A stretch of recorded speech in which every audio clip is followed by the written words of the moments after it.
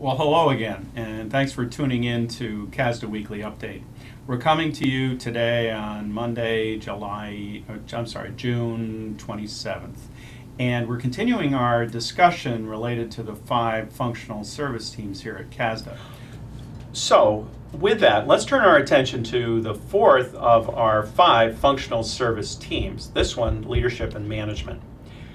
This group is chaired by Jerry Steele, and as you can see from the sheet that we'll scroll on the screen, their work is broken into three buckets, so to speak. One is leadership development for individuals and for teams. Second of all, strategic planning for the system as a whole. And thirdly, what we call systems implementation and program sustainability, which really uses systems thinking and systemic action. So let's go back to and consider leadership development and the forms that it takes. First, coaching and mentoring. This is a big part of our work. An example of that work is, for example, a major contract with the Albany City Schools, where we work with the first, second, and third year administrators. We've matched up about a dozen of these younger administrators with about a dozen of our faculty. And it's very useful, and we'll be continuing this for another 2 years. We do this for individual and smaller districts as well, like Greenville and Voorheesville and Burn Knox, and so it's a big part of our work. Second of all, in addition to working with the individual leaders, we engage in K-12 leadership team development. For example, we have Becky Gardner and I work with Albany High School, the administrators, to develop coherence there. I've done book studies in Fonda Fultonville with their leadership team. We've worked with Greenville, we've worked with Aniora, and Betsy Smith and I had the opportunity last summer to actually conduct this a retreat for all the superintendents in the capital BOCES. It's a good example of team development. And this summer, for example, we'll be hosting Nancy Andrus, who works with the Principal Center Board, and Susan Tangor will be sponsoring a summer Principals Academy on August 3rd. So, in addition, we work with the Board of Education on developing their leadership.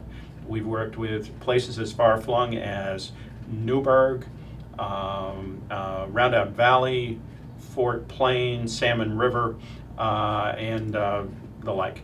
We help teacher with teacher leadership. Good example of that is Doug Kelly, Mike Scambarelli working with Chalmont to develop their shared decision-making model.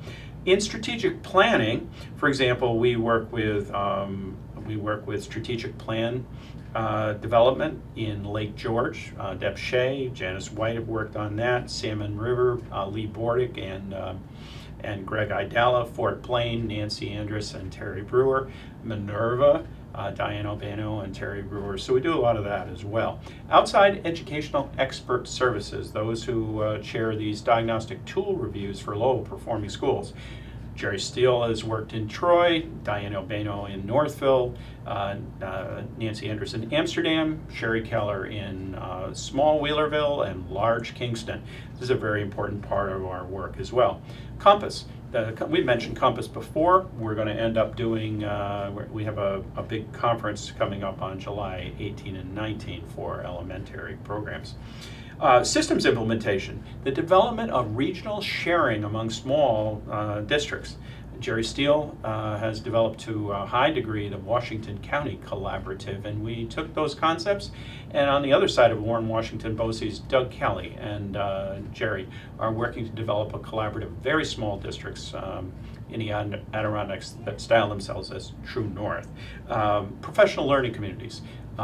Becky Gardner, Betsy Smith, chair the highly successful Principals Guild PLC. And in addition, Bob Stuhlmaker with the AD Roundtable. A good example of these PLCs. We will probably begin these next year with technology coordinators and English language learner coordinators. So we're excited about these as well.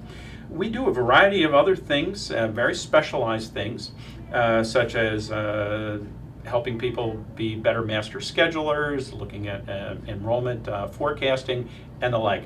So I've gone over my time, but that's because there's so much going on in that team. So with that, I want to thank you for your attention. We'll be back one more week to talk about the last of our teams, but until then, you have a good week, and I'll see you then.